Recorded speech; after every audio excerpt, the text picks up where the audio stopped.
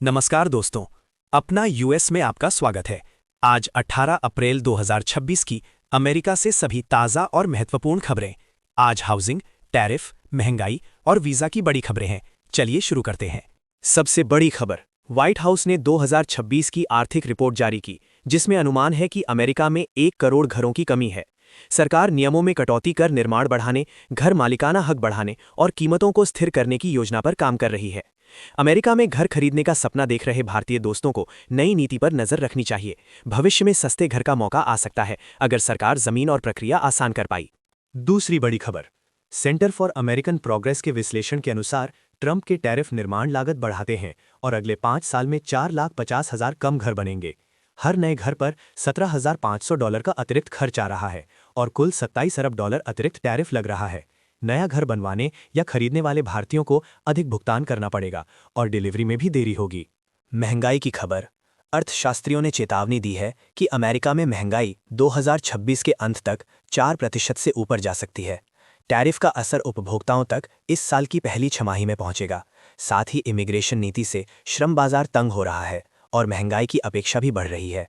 America में रहने वाले भारतीयों को बजट सावधानी से बनाना होगा, क्योंकि सामान और सेवाओं की कीमतें बढ़ती रहेंगी। कोर्ट की खबर, न्यूयॉर्क के इंटरनेशनल ट्रेड कोर्ट में ट्रंप के 10% नए वैश्विक टैरिफ पर सुनवाई हो रही है। कई राज्य और छोटे व्यवसाय आरोप लगा रहे हैं कि फरवरी में IEEPA रद्द करने के सुप्रीम कोर्ट के फैसले को ये नया टैरिफ दरकिनार कर रहा है।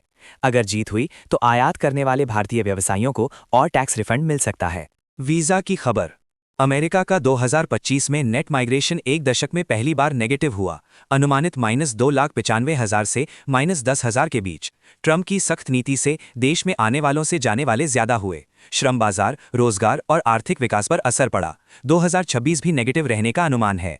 अमेरिका आने की सोच रहे भारतीयों को वीजा प्रक्रिया कठिन और लंबी मिलेगी। फीस की खबर, USCIS ने वित्तीय वर्ष 2026 के लिए वीजा फीस महंगाई के हिसाब से बढ़ाने की घोषणा की है। ग्रीन कार्ड, रिन्यूअल, स्टेटस परिवर्तन और नागरिकता आवेदनों पर लागू।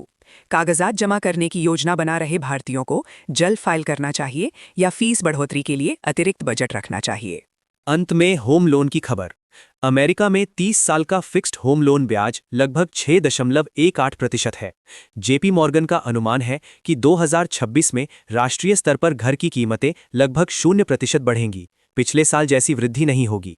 होम लोन वाले भारतीय परिवारों को लगातार ऊंचे ब्याज के लिए तैयार रहना होगा और ब्याज घटने पर रीफाइनेंस करने पर विचार करना चाहिए। आज की कौन सी खबर आपको सबसे ज्यादा प्रभावित करती है? कमेंट में बताइए। चैनल को सब्सक्राइब कीजिए। कल फिर मिलते हैं।